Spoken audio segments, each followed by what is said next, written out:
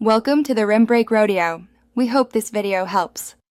Start on the ground with engines running and parking brakes set before engaging autopilot. Open the cockpit avionics panel and verify AP, FD, and NAV systems are powered and aligned. Set your desired altitude in feet using the Alt selector, for example 5,000 feet.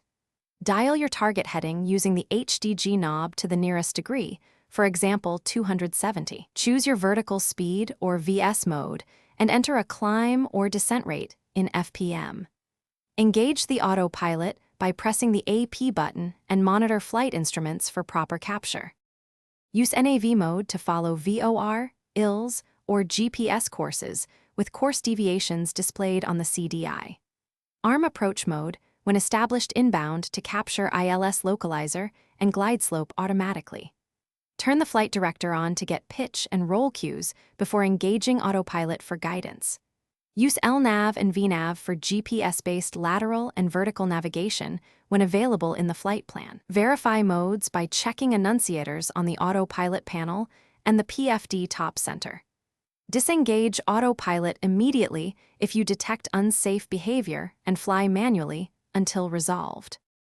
For ILS approaches, set approach course, lower approach flaps, and intercept glide slope with NAV mode. Use autopilot vertical modes to capture a target altitude, then switch to altitude hold when leveled.